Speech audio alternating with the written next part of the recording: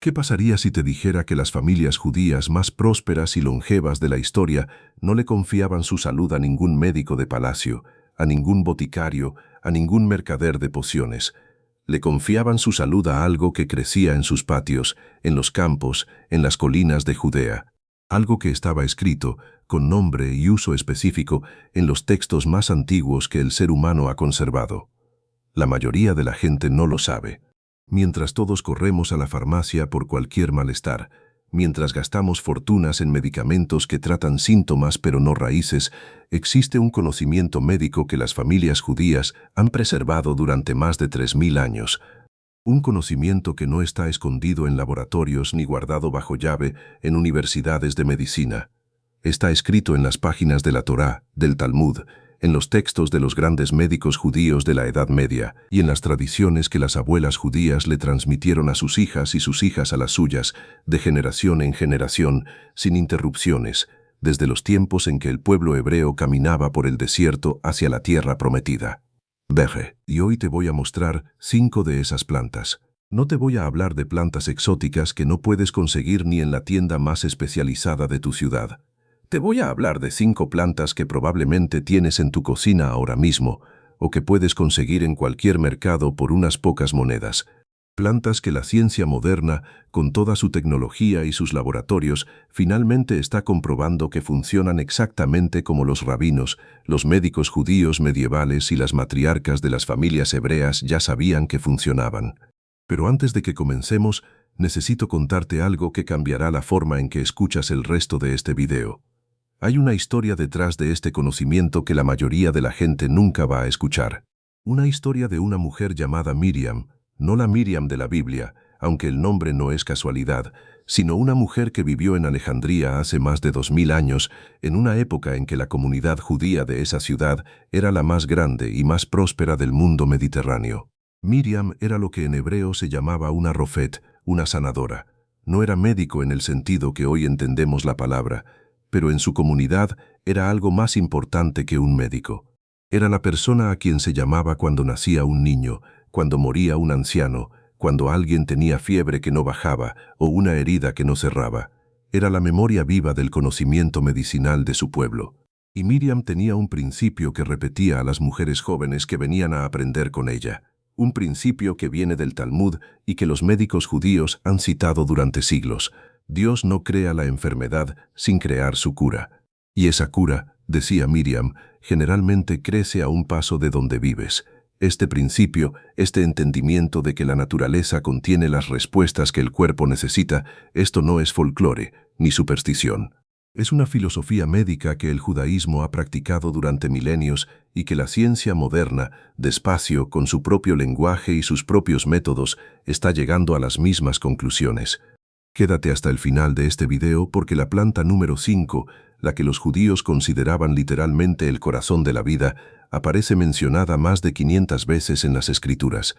Y los cardiólogos de las universidades más prestigiosas del mundo acaban de publicar investigaciones que explican exactamente por qué los antiguos hebreos tenían razón. Y la planta número 3, la que los judíos llevaban a sus casas cada viernes antes del Shabbat, por razones que iban mucho más allá del aroma, tiene estudios clínicos publicados en revistas de cardiología que ningún médico convencional te va a mencionar en su consultorio. Pero antes de la primera planta, si estás aquí porque te importa entender la conexión entre la fe, la sabiduría ancestral y la salud real, haz algo por ti ahora mismo. Suscríbete al canal. Aquí publicamos cada semana contenido que nadie más está conectando de esta forma. La sabiduría de los textos más antiguos de la humanidad, explicada con el respaldo de la ciencia moderna. Toca el botón de suscripción y activa la campanita. Nos vemos del otro lado. Ahora sí, primera planta, el ajo. La medicina que los israelitas lloraron haber dejado en Egipto. Hay un momento en el libro de Números que muchos lectores pasan por alto porque parece una queja trivial. El pueblo de Israel lleva meses caminando por el desierto. Tienen maná del cielo, tienen agua de la roca, tienen la presencia de Dios guiándolos en columna de nube durante el día y columna de fuego durante la noche. Y sin embargo, se quejan. Recordamos el pescado que comíamos en Egipto de gracia, los pepinos, los melones, los puerros, las cebollas y los ajos. Entre todas las cosas que el pueblo hebreo lloró haber dejado en la esclavitud, el ajo estaba en la lista. Esto no fue casualidad. Y cualquier historiador de la medicina antigua te lo confirma. El ajo no era solo comida en el Egipto antiguo, era medicina de primera línea. El papiro de Ebers, uno de los documentos médicos más antiguos que se conservan, escrito alrededor del año 1550 antes de la era común, lista al ajo como ingrediente en más de 22 preparaciones médicas distintas. Los trabajadores que construían las pirámides recibían raciones de ajo como parte de su alimentación obligatoria, no por el sabor, sino porque los capataces egipcios sabían que el ajo mantenía a los trabajadores fuertes, resistentes a infecciones y con energía sostenida. El pueblo hebreo aprendió esto durante siglos de vida en Egipto, y cuando salieron al desierto y el ajo desapareció de su dieta, lo sintieron en el cuerpo. Pero la relación del pueblo judío con el ajo va mucho más profunda que el Éxodo. El Talmud babilónico, en el Tratado de Baba Kama, menciona al ajo en un contexto médico directo. Los rabinos discutían no solo sus propiedades espirituales, sino sus efectos concretos en la salud. Maimónides, el gran médico y filósofo judío del siglo XII, uno de los intelectos más brillantes que ha producido la historia de la humanidad, escribió extensamente sobre el ajo en sus textos médicos. Lo recomendaba para fortalecer el corazón, mejorar la digestión y combatir infecciones. ¿Qué dice la ciencia moderna? La investigación sobre el ajo es, sin exageración, abrumadora. Estudios clínicos publicados en el Journal of Nutrition muestran que el consumo regular de ajo reduce la presión arterial en personas con hipertensión de forma estadísticamente significativa, comparable en algunos casos a medicamentos de primera línea. El mecanismo es la alicina, el compuesto que se libera cuando cortas o trituras el ajo, que dilata los vasos sanguíneos y mejora la circulación.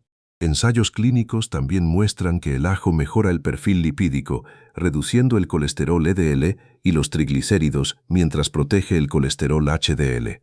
Para el corazón, el ajo es uno de los alimentos más investigados y más respaldados por evidencia real que existen. Y sus propiedades antimicrobianas, algo que los médicos egipcios y los rabinos medievales sabían empíricamente, han sido confirmadas contra bacterias, hongos y algunos virus. La alicina actúa como un antibiótico natural de amplio espectro, sin el problema de la resistencia bacteriana que estamos viendo ahora con los antibióticos farmacéuticos. ¿Cómo usarlo como lo usaban las familias judías tradicionales? La clave está en el ajo crudo. Cuando cocinas el ajo, la alicina se degrada. El beneficio máximo viene de 1 o 2 dientes de ajo crudo al día, finamente picado o triturado, dejado reposar 5 minutos después de cortarlo para que la reacción enzimática complete la formación de alicina y luego consumido directamente o mezclado con aceite de oliva y limón. Las abuelas judías de las comunidades de Europa del Este tenían una preparación específica, ajo crudo machacado con miel pura, que tomaban al inicio de los meses de frío como escudo contra las infecciones respiratorias de invierno. Una práctica que la inmunología moderna describiría como optimización del sistema inmune innato.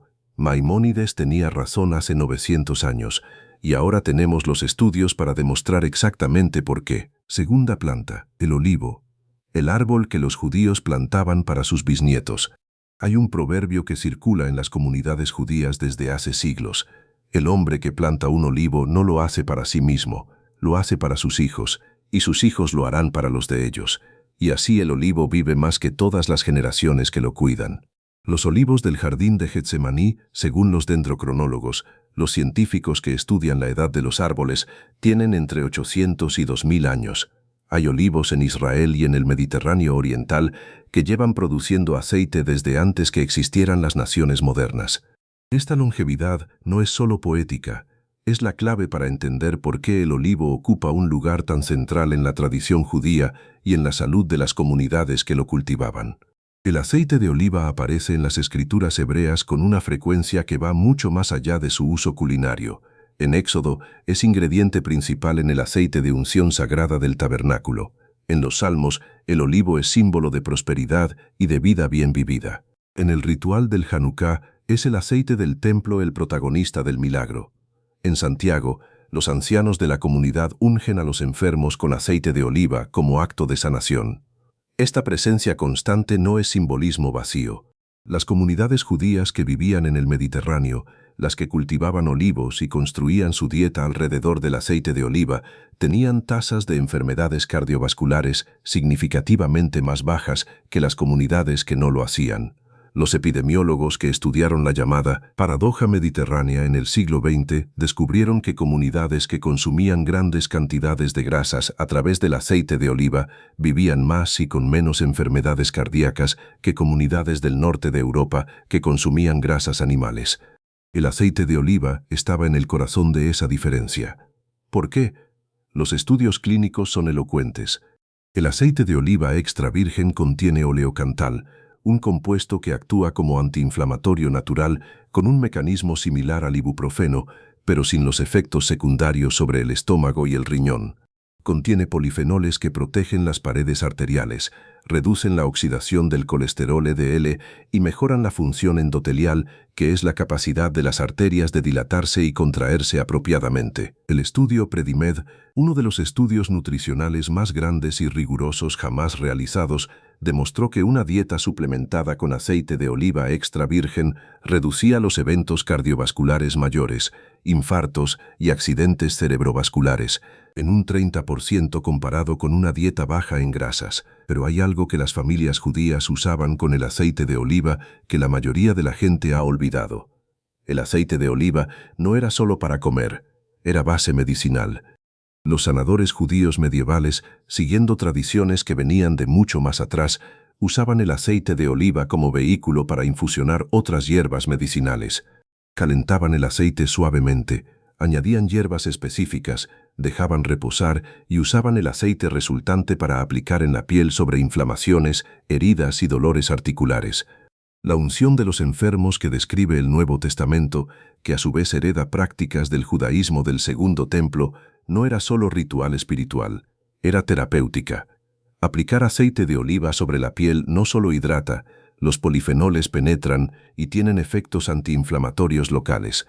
Los sacerdotes y sanadores que ungían a los enfermos lo sabían antes de que existiera la palabra polifenol. La forma más simple de incorporar este conocimiento antiguo en tu vida de hoy es la más directa: 2 cucharadas de aceite de oliva extra virgen de calidad, prensado en frío cada mañana. Las comunidades del Mediterráneo Oriental, que tenían las tasas de longevidad más altas del mundo, no tomaban suplementos ni pastillas, tomaban aceite de oliva. Antes de continuar, quiero preguntarte algo. ¿Ya sabías que el ajo y el aceite de oliva tenían todo este respaldo científico, o esto es nuevo para ti? Escríbeme en los comentarios. Me encanta saber de dónde viene cada persona que ve este video y qué tan lejos llega este conocimiento. Y si hay alguien en tu familia, una madre, una abuela, alguien que ya usaba estas plantas de forma instintiva sin saber la ciencia detrás, escribe también. Esas historias son el tesoro real. Tercera planta. El ajo de oso no. El tercer elemento de esta lista es algo que las familias judías llevaban a sus casas cada viernes por una razón específica que tiene tanto que ver con la medicina como con la fe: las hierbas de Shabbat, el mirto y la tradición de la Abdalá. Cada viernes al anochecer, en hogares judíos observantes de todo el mundo, ocurre un ritual que se repite desde hace más de 2000 años. La familia se sienta a la mesa, el padre o la madre toma una copa de vino especiado, enciende una vela de múltiples mechas y pasa una cajita de especias, el besamín, de mano en mano. Cada miembro de la familia la sostiene, la huele profundamente y dice una bendición. El besamín, la cajita de especias del Shabbat, contenía tradicionalmente mirto, clavo, canela y otras hierbas aromáticas, y el ritual del olfato no era decorativo. Tenía una razón médica que los rabinos explicaban con una lógica que la neurociencia moderna está apenas comenzando a comprender. El mirto, hadás en hebreo, es uno de los elementos más constantes en la tradición judía. Aparece en Nehemías 8:15 como parte de las ramas con las que se construye la Sukká durante Sukkot. Aparece en Zacarías 1:8 en una visión profética, y en la tradición de la Abdalá, la ceremonia que cierra el Shabbat, el mirto era la hierba preferida en el besamín. ¿Por qué el mirto? Los rabinos del Talmud decían que el mirto poseía la capacidad de despertar el alma en momentos de transición. El final del Shabbat ese momento melancólico en que la semana ordinaria comienza de nuevo, se consideraba un momento de vulnerabilidad espiritual. Y el mirto, con su aroma particular, servía de puente, de apoyo. Pero la ciencia moderna tiene algo que añadir a esto que va mucho más allá de la metáfora espiritual. El mirto, Myrtus communis, contiene compuestos aromáticos, principalmente mirtol y cineol, que tienen efectos directos sobre el sistema nervioso. Estudios publicados en revistas de farmacognosia muestran que la inhalación de los aceites volátiles del mirto reduce los marcadores de estrés en sangre, incluyendo el cortisol, que activa el sistema nervioso parasimpático, el sistema de descanso y digestión, contrarrestando la respuesta de estrés crónico, que tiene efectos broncodilatadores, abriendo las vías respiratorias y mejorando la oxigenación. Los rabinos que diseñaron el ritual de oler las especias al final del Shabbat sabían, empíricamente, que ese momento de inhalar profundamente hierbas aromáticas cambiaba algo en la persona. Reducía la ansiedad de la transición, preparaba el cuerpo y la mente para la semana que comenzaba. Estaban describiendo, con el lenguaje de la fe, lo que hoy llamamos aromaterapia de respaldo científico. Pero el mirto no era solo para el Shabbat. Las familias judías del Mediterráneo, especialmente las comunidades sefardíes que venían del norte de África y el Medio Oriente, usaban el mirto de formas más directamente medicinales. Infusiones de hojas de mirto para afecciones respiratorias, sinusitis y bronquitis, compresas de mirto para infecciones de piel, inhalaciones de vapor con ramas de mirto para descongestionar las vías respiratorias. La investigación clínica moderna confirma efectos antimicrobianos del extracto de mirto contra bacterias respiratorias comunes, incluyendo algunas cepas del Staphylococcus aureus. Confirma efectos antifúngicos. Confirma efectos antiinflamatorios sobre el tejido respiratorio. La tradición judía no preservó el mirto como planta decorativa. Lo preservó porque generación tras generación comprobó que funcionaba. Y cuando inhalaban el besamín al final del Shabbat y sentían ese cambio en el cuerpo, esa calma que llega con el aroma del mirto, estaban experimentando algo que la bioquímica del siglo XXI ahora puede medir y describir. ¿Cómo incorporarlo hoy? La forma más fiel a la tradición es también la más respaldada por la ciencia. Unas ramas de mirto fresco en agua caliente como inhalación de vapor para afecciones respiratorias. O unas gotas de aceite esencial de mirto de calidad en un difusor durante las horas de la tarde, cuando el estrés del día ha acumulado su carga. Las familias judías lo sabían cada viernes. El mirto es para los momentos de transición, para cuando el cuerpo y el alma necesitan ser recordados de que hay paz disponible. Cuarta planta. El ajo, el olivo y el mirto son plantas de la tradición judía mediterránea. Pero ahora llegamos a algo que cruzó todos los mares, todas las diásporas, todas las expulsiones y persecuciones, y llegó intacto a todas las comunidades judías del mundo, desde Marruecos hasta Polonia, desde Yemen hasta Ámsterdam. Una planta que en hebreo lleva un nombre que también significa cura, una leabras, la canela. La corteza que los judíos consideraban suficientemente sagrada para el altar de Dios. En Éxodo 30:23, Dios le da a Moisés la fórmula exacta del aceite sagrado de unción del tabernáculo. La lista de ingredientes es específica: mirra pura, 5 kilos, canela aromática, 2,5 kilos, casia, 2,5 kilos, aceite de oliva, 4 litros. La canela, cinnamon en hebreo, que es donde viene la palabra que usamos hoy, aparece en la misma fórmula que el aceite sagrado que se usaba para ungir el arca del pacto, el altar, el candelabro, los utensilios del templo y a los sacerdotes mismos. No era un ingrediente menor.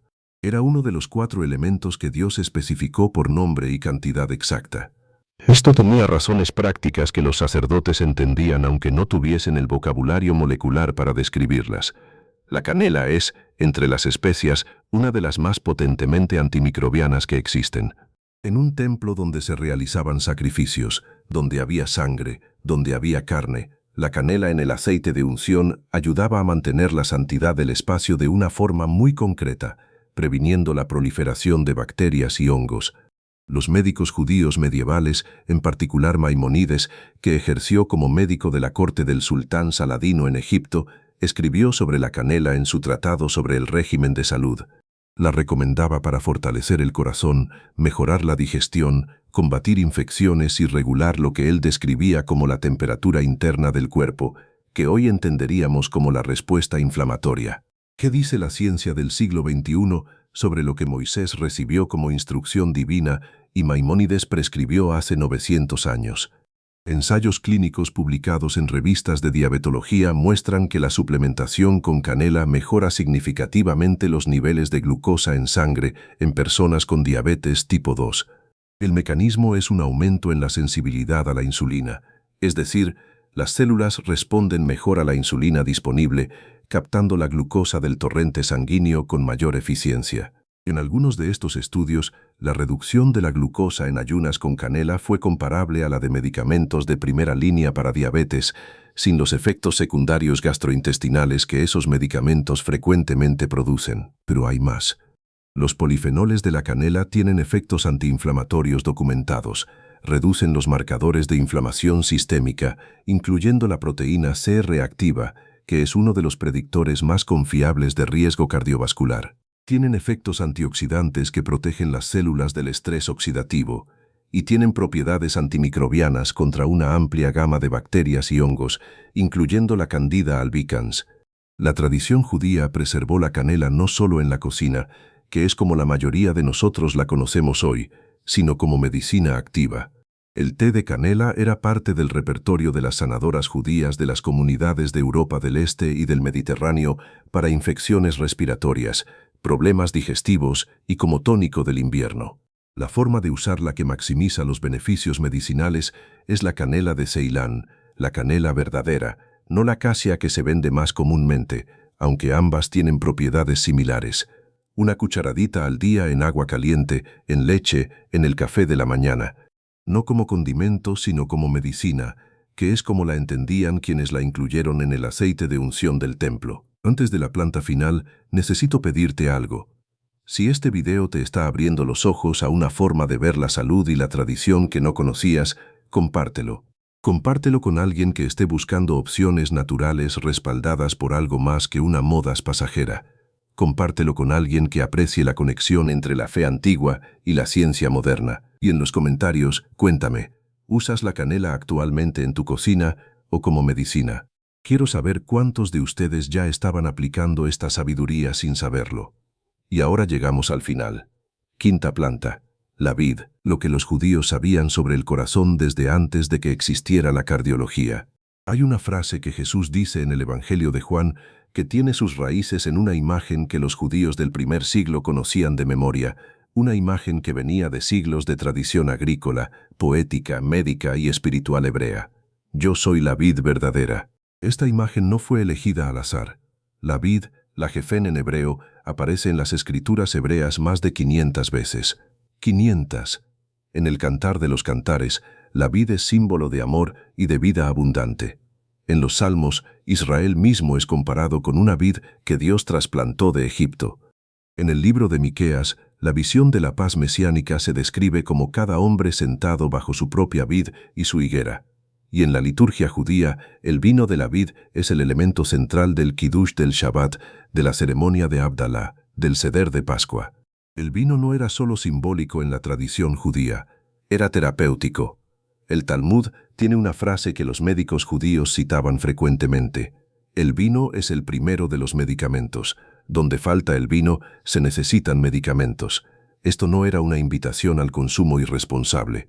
Era el reconocimiento de que la vid, en sus múltiples formas, tenía propiedades medicinales reales. Pablo, en su primera carta a Timoteo, le dice explícitamente que use un poco de vino por su estómago y sus frecuentes enfermedades. No es una recomendación casual.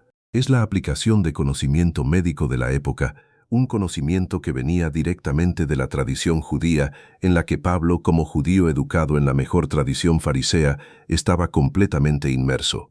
¿Qué descubrió la cardiología moderna sobre lo que los judíos del Mediterráneo practicaban desde hacía siglos? En los años 90, los epidemiólogos que estudiaban las diferencias en mortalidad cardiovascular entre distintas poblaciones europeas descubrieron algo que no podían explicar fácilmente con los modelos de la época. Las poblaciones del sur de Europa, especialmente las de Francia y el Mediterráneo oriental, tenían tasas de enfermedad cardíaca significativamente más bajas que las del norte, a pesar de dietas igualmente ricas en grasas. Lo llamaron la paradoja francesa. Y una de las explicaciones más consistentes que encontraron fue el consumo moderado de vino tinto. El componente activo que más estudios ha recibido es el resveratrol, un polifenol que se encuentra principalmente en la piel de las uvas rojas. El resveratrol tiene efectos antiinflamatorios, antitrombóticos, que reducen la formación de coágulos y cardioprotectores documentados en múltiples estudios. Activa proteínas llamadas sirtuinas que están asociadas con la longevidad celular. Mejora la función del endotelio vascular. Y tiene efectos antioxidantes que protegen las células del corazón del daño oxidativo. Pero el resveratrol no es solo para quienes beben vino. Las uvas frescas, el jugo de uva pura, las pasas y el vinagre de uva balsámico también contienen polifenoles de la vid con propiedades similares. Las familias judías que no consumían vino, ya fuera por elección, por condición médica o por las circunstancias de la diáspora, tenían siempre acceso al fruto mismo, a las hojas de parra que usaban en su cocina y al vinagre de uva que era un elemento básico en la despensa. Las hojas de parra, en particular, tienen una historia medicinal en las comunidades judías del Mediterráneo oriental que merece atención especial. Las comunidades judías de Grecia, Turquía y el Líbano, que preparaban dolmas, hojas de parra rellenas, no eran solo preservando una tradición culinaria, estaban consumiendo regularmente un alimento con propiedades venoprotectoras documentadas. Estudios sobre el extracto de hoja de parra muestran que mejora la circulación venosa, reduce la inflamación vascular y tiene efectos protectores sobre las paredes de los vasos sanguíneos. Los médicos judíos medievales en el Mediterráneo recomendaban las hojas de parra para varices, inflamación de piernas y problemas circulatorios con una certeza que venía de siglos de observación clínica. Hoy, el extracto de hoja de parra está en preparaciones farmacéuticas para insuficiencia venosa crónica en Europa.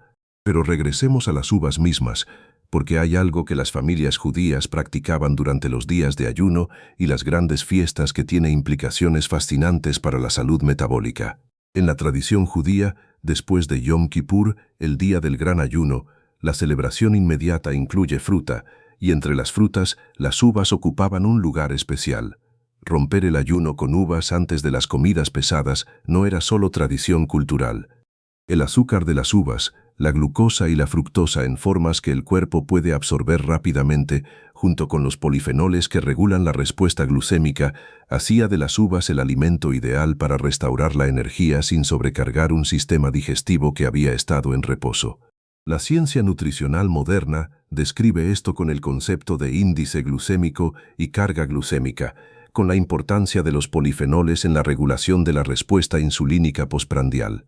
Las abuelas judías que servían uvas para romper el Yom Kippur no tenían ese vocabulario, pero tenían el resultado de siglos de observación transmitida. La forma de incorporar el poder de la vida en tu vida cotidiana no requiere vino ni rituales, requiere lo más simple: uvas frescas, de preferencia rojas o negras, con piel, que es donde se concentra el resveratrol. Un puñado diario. Uvas pasas como parte de tu desayuno.